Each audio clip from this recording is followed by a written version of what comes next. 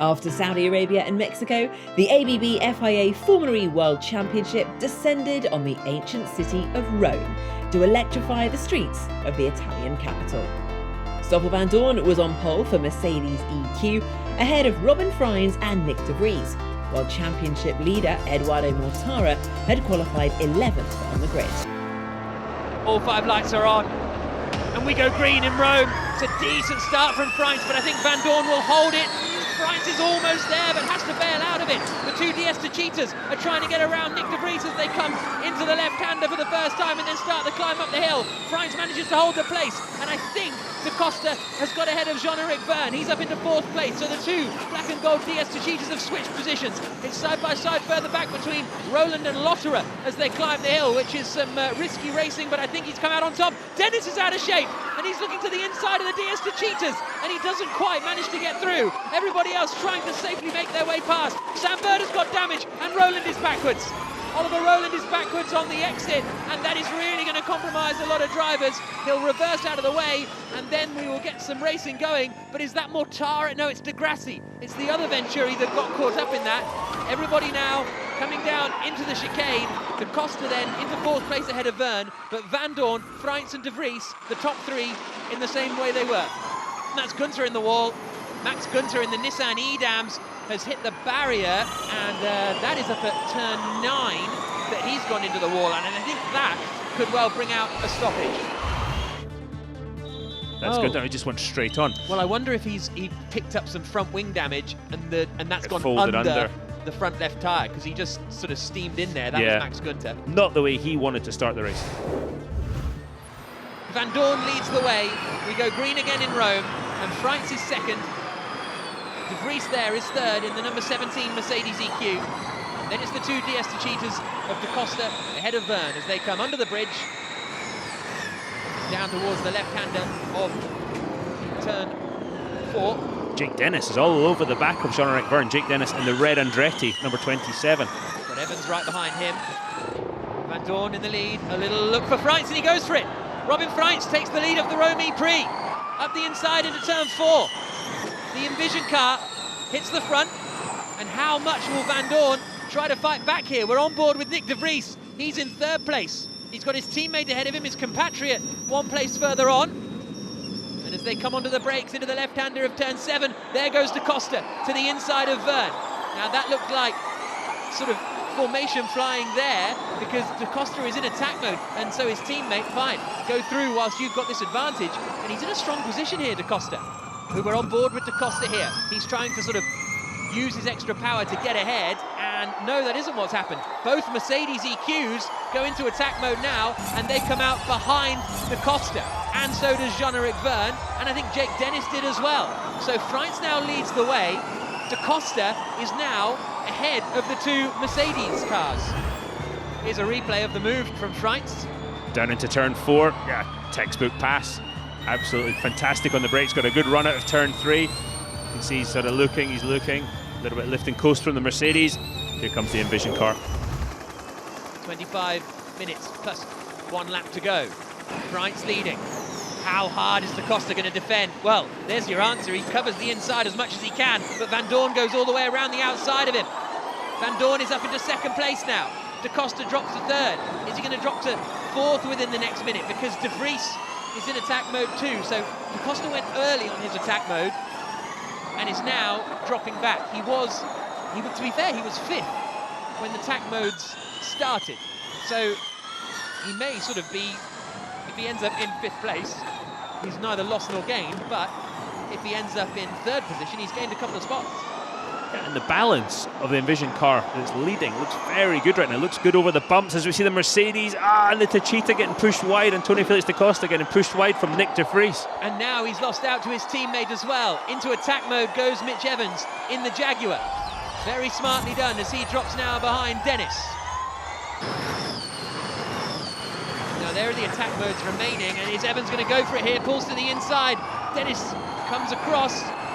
And Evans is going to have a chance to get him up the hill here, and there's a mistake. De Costa gets passed by Dennis, and he gets passed by Evans. They're going to go side by side up the hill. We're on board with Evans. Evans is going to try and get Dennis as well at the top of the hill. Here they Brave move. come. Up towards Piazza Gandhi. Dennis covers the inside, but Da Costa's slipping back. He was in the lead of the race about 5 minutes ago. They all looked, oh, there was contact. Dennis is trying to, I think he's mainly trying to defend from Evans. I wonder if Dennis could get a little pen for that. A little penalty, yeah, absolutely. No, that was, I mean, there was definitely contact, and because of that, Da Costa lost position, so... That feels like a give the place back kind of scenario, but Evans got through as well, so that's the tricky part. Here's De Vries, and Verne going for it, and De Vries tries to close him off, but it's too late. Verne's got him. Nick De Vries struggling, sliding back down the order, and Mortara has got ahead the Porsche of Verline, but this is almost like a carbon copy repeat of De Vries' race in Diriyah, race 2. It looks like he's got an issue. I mean, it was one thing over-consuming energy and having to save, but he's really struggling. Okay, Nick, just focus on increasing choice. Let's drive our race. Let's drive our race is the message. Evans activates his second attack mode now. He's going to use that extra 2% of energy that he's got in the tank. He's going to use that to attack the leaders. Here's a look at Jean-Eric Verne making that move. Went to the outside, sold the dummy, went to the inside. De Vries came over, and he just got it stopped. Lovely stuff from Verne there, and that is still more fighting. De Vries is in big trouble here. Da Costa has just got ahead of him. Eduardo Mortara's got ahead of him, and Freins is back in the lead of the race. Robin Freins has got back ahead of Stoffel Van Dorn. They're side by side in the Porsche there, and here has Van Dorn made a mistake because Freins has got ahead. Evans is in attack mode, and Evans is going to try and get ahead of Van Dorn here. Here they come up towards turn 7. Evans might go for 2. No, he's up into second place though. So what happened to Stoffel Van Dorn? It looked like he was comfortably managing it. Evans has got 3 minutes of attack mode left. He's right behind Robin Freins. He's got more energy. Evans could be on for a huge result this afternoon. Here they come across the line then. Freins leading, but for how much longer? Less than 2 minutes to go of attack mode for Mitch Evans. We've still got quite a long way of this race to go, at least another 15 minutes or so. And this is where we've seen a lot of the passes into turn 4. Mitch Evans to the outside. Freins covers the inside, but Evans is through. Mitch Evans takes the lead of the Rome E-Prix for Jaguar. And now we'll start to pull away. This is what happened with Freins, same place. Oh, and, well, he went for it. Van Dorn sort of almost realised he was blocking too late in a way. Yeah, no, that was a pure overtaking manoeuvre, no mistake from Stoffel Van Dorn. Robin Freins just made the overtaking manoeuvre, and that was it. I think you probably find that Van Dorn thought, oh, if I block him anymore, I'm actually going to lose time myself and allow Mitch Evans into the picture, which happened. 5-second time penalty for Jake Dennis for causing a collision. That's the nudge on the DS Techeetah that gave him a place, which is about right. That's about fair, yeah. They're riding with Dennis, who sends it ahead of Stoffel Van Dorn, and up into third spot now, Jake Dennis. He's got 40 seconds of attack mode remaining. It's whether he can get ahead of Freins or not before that attack mode runs out. He's still got that 5-second penalty, as I say, so he's not running in third place, even though it appears to be so. Third has got ahead of Da Costa now and up into 8th place. Let's see whether Dennis goes for it here into Piazza Gandhi. I would be defending too though, Jack, because if Dennis gets ahead and Dennis goes for the move into turn 7, Dennis gets ahead and holds you up because he's out of energy. It allows the guys behind to have more chances to attack you. Yeah, very true. Added time at the end of this race is going to be 5 minutes and 15 seconds. We took the time behind the safety car, we've added it to the race, which will start once we get down to 0. Van Dorn using his fan boost here to try and get Freins, maybe? I think he is. Van Dorn to the inside, tries to catch Freins unawares. Van Dorn uses his fan boost, gets ahead of Freins and up into third position now. Did you see the car snaking on the brakes? The Mercedes EQ absolutely on the limit of adhesion. Lovely stuff from Stoffel Van Dorn. And here comes Dennis under pressure now from Freins. So Van Dorn is up into second place. He gets ahead of Dennis. Freins gets ahead of Dennis as well. And this is where that energy turns into a bit of a menace.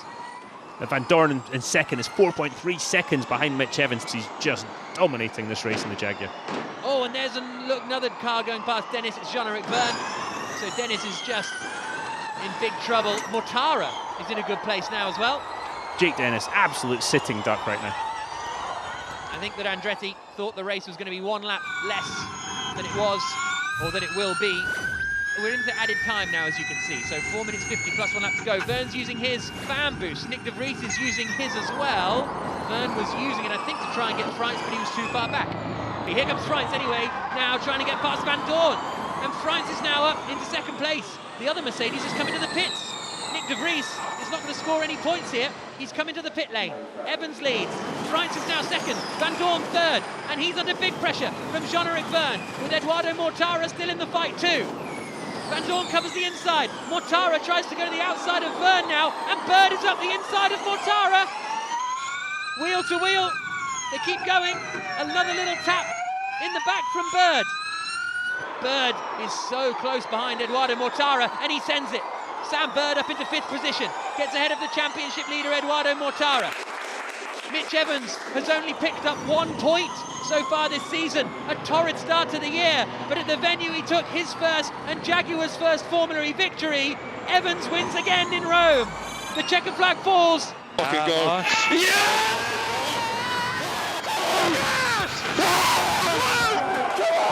erupts. Mitch Evans with his first win in 2 years. His lead nearly 6 seconds over Robin Freins in second, with Stoffel Van Dorn third, ahead of Jean-Eric Verne. I'm feeling great, we've had a tough start to the season, to be honest. There's been a lot of work that's gone in behind the scenes, and honestly the car was absolutely perfect. I couldn't ask for any more, so the team's done a great job. Just want to say a huge thanks to everyone. I just want the same for the rest of the season now. Evans only had 1 championship point coming to Rome, but added another 25 to that tally, with an impressive win for Jaguar TCS Racing. No time to celebrate though, with the next race running the very next day.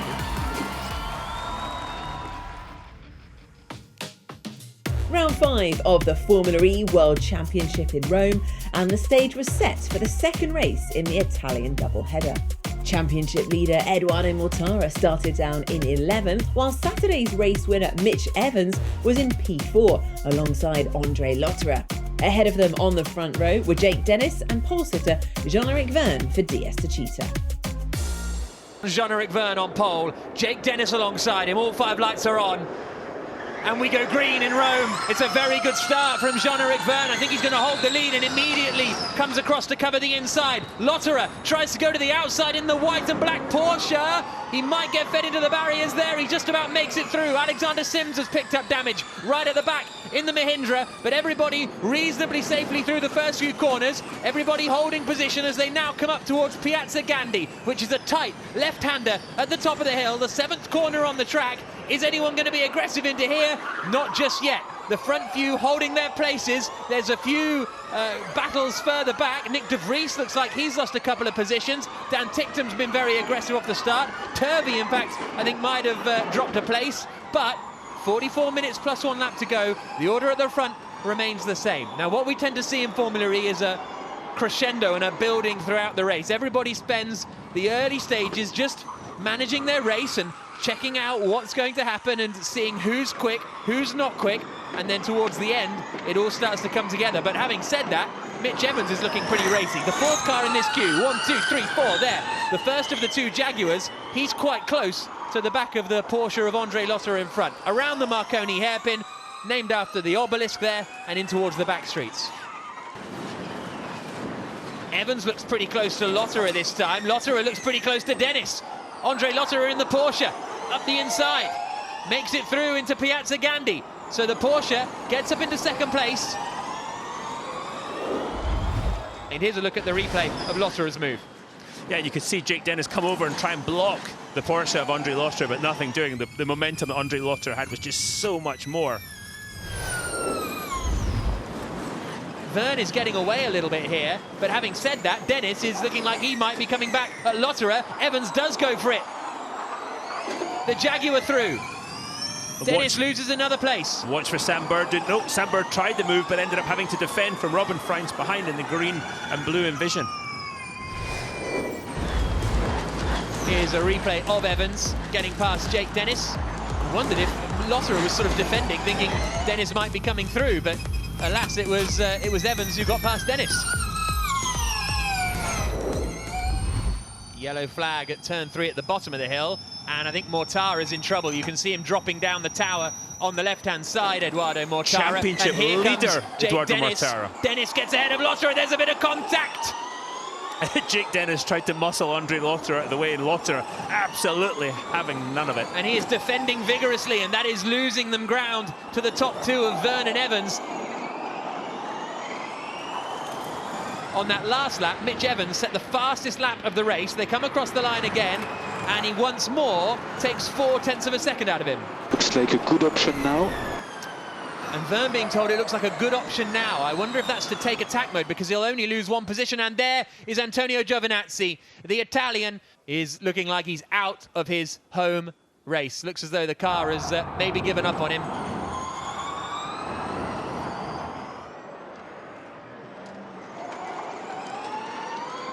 Verne floors it. Very, very nice restart from the Frenchman.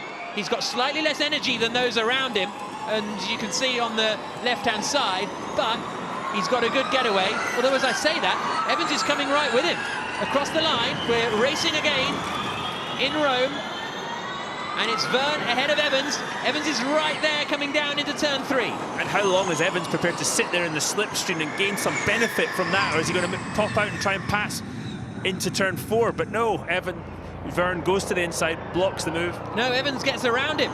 Evans around the outside then, so it looked as though Verne covered the inside and was fairly happy, but Evans just sent it around the outside. And again, using that extra energy that he had in the bank to keep his foot down a bit longer, make the pass. Now around the Marconi hairpin. I don't think we'll see anyone. Whoa, there's a bold one. Robin Freitz catching Jake Dennis unawares, and Dennis loses out as well to Sam Bird, and he's going to lose out to Pascal Wehrlein. There's contact there, and Dennis is back through, but that was a bit of a harsh move, and I wonder if he might give that place back, because he got a 5-second penalty. Well, we've seen 5-second penalties given for contact like that previously. Van Dorn is now ahead of Wehrlein as well. Verne, Van Dorn, De Costa and Roland are the 4 drivers with fan boost. 5 drivers awarded fan boost as Van Dorn now goes up the inside of Dennis. They all get a 5-second power boost in the second half of the race, but Dennis is losing places hand over fist. Will he try and get Van Dorn back at the top of the hill coming into Piazza Gandhi? Evans go to attack, we follow. John-Eric Verne being told if Mitch Evans goes to the attack mode, we will follow him into it. And those are the race leaders. It's all getting tight at the top. That's Nick de Vries, who is fighting. Verne covers the inside, Freitz to the outside. The move is made. Freitz up into second position, was a bit deep into turn 4, which will cost him a little bit of time. With 5 minutes and 22 seconds left of his attack mode, he's going for the lead already on Evans. Absolutely rapid with the extra power, and Robin Freitz for Envision Racing takes the lead of the Rome E-Prix. Here's a look at Robin Freitz getting the lead away from Evans, up the hill using the extra power, and the move is made. And look how hard the car's hit the ground as he makes that move, gets the car stopped for the 90-degree left at turn 7. 16 minutes 51 seconds to go, plus an additional 2 minutes and 15 seconds time extension. That's when you want to be at the front. Dart from Verne to the inside. Bird covers him off. Lotterer did go past Evans and up into second place. No, Freitz leads, Lotterer second, Evans third, Bird fourth, Verne fifth.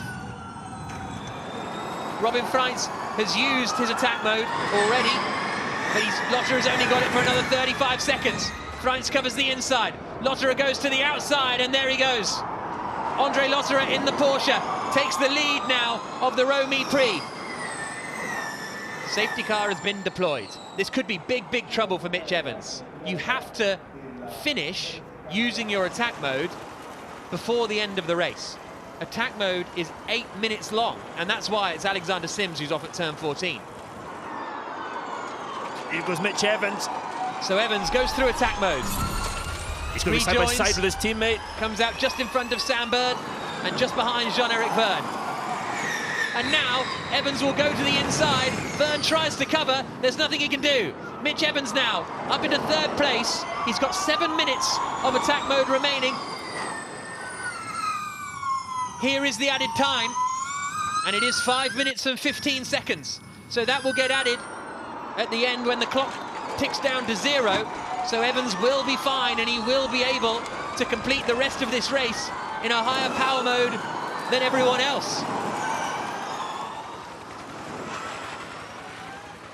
Through the left at the bottom of the hill, under the bridge, here comes Evans for second place. The Kiwi to the inside. And Evans is up into second position. Mitch Evans on a charge. There's applause in the Jaguar garage just over the other side of the pit lane to us. And, well, there might be, because he might go for the lead straight away. He's right behind Andre Lotterer now. Mitch Evans on a charge, and Mitch Evans is leading the Rome E-Prix again. They looked a bit panicked at one point when we went into the garage there. They looked a bit panicked, but fabulous stuff from Mitch Evans and the Jaguar team. Van Dorn's on his fan boost, and there is Verne going for second place. 2 by 2 by 2 coming into turn 4, and it's Verne who comes out in second position as they climb the hill up towards Piazza Gandhi. Verne second, then the Porsche of Lotterer in third spot. The Mercedes, the silver car, right behind the Porsche, darts to the outside and gets up ahead of Lotterer. No, Lotterer's late on the brakes. Bird is trying to attack Cassidy. Other way round, actually. Cassidy's going past Bird, and they're in the wall. Nick Cassidy's in the wall up at turn 7. Here we go. Safety car in this lap, and it's going to be flat out. Mitch Evans leading. Jean-Eric Verne is right behind him. Freitz is a little bit further back. Flat out coming into the downhill left-hander of turn 3. Just watching Evans, he slows the entry down a bit to get a great exit. He won't be slowing this entry down though, because he'll be looking in his mirrors for Jean-Eric Verne, attacking on the brakes. Van Dorn trying to attack Andre Lotterer behind. And Lotterer actually has given the place back. That's what happened. So Van Dorn gave the place back to Lotterer. Evans is still holding the lead from Jean-Eric Verne. Up to the top of the hill, the left-hander at turn 7 at Piazza Gandhi. Oh, he was looking, Verne was looking. He thought about it and decided against it. He's got to think about the championship as well. Lucas de Grassi's been given a 5-second time penalty for causing a collision. There's probably 2 more opportunities, Jack. Turn 15 and turn 16 to make a move. Sam Bird comes in the pits, it's all over. Bird into the pits then. Something went wrong behind the safety car, but his teammate Mitch Evans is leading the race. He's leading the Rome E-Prix. He won yesterday. He's looking for back-to-backs. A mistake from Jean-Eric Verne in the chicane that's allowed Mitch Evans to just gap him that little bit. That's going to make it even more difficult for Verne to make a lunge in these last 2 opportunities. Into the final few corners now. It looks as though Evans has got it under control. Verne's chance was up at turn 7. He wasn't able to take it. Evans consolidated his position. He's going to come through the final few corners. 2 to go for Evans, the final left-hander at turn 19. He had 1 point coming into this weekend, but it's a double win for Mitch Evans in Rome. He is the emperor. Yes, you've done it again! Yes! Well done, well done! Incredible drive, well done, mate. Wow! Beautiful work, guys. Beautiful work. Double delight for Mitch Evans with back-to-back wins at the Rome E-Prix for Jaguar TCS Racing. Jean-Eric Verne a close second, with Robin Freins third, but a special mention for Oliver Turvey in 7th, having started last on the grid. I didn't really know if we could manage 2. Normally the double headers are tricky to back it up, but good quality, and the race was like carbon copy from yesterday. Just the car was working perfectly. I just want to thank everyone on the team, because the last 8 weeks has been insane, the amount of work that's gone into it, and this is the proof. Mitch Evans on the top step for the 2nd time this weekend. Those 2 wins in Rome saw Mitch Evans move up to 4th in the Drivers' Championship, ahead of Edo Mortara. But we now have a new leader in the title race, as Jean-Eric Verne sits on top, with Robin Freins and Stoffel Van Dorn in 3rd and 4th. 2 more classic races on the streets of Rome produced Formula E's only repeat winner of the season so far. After another tough start to the season, Jaguar TCS Racing and Mitch Evans have put themselves back in the fight.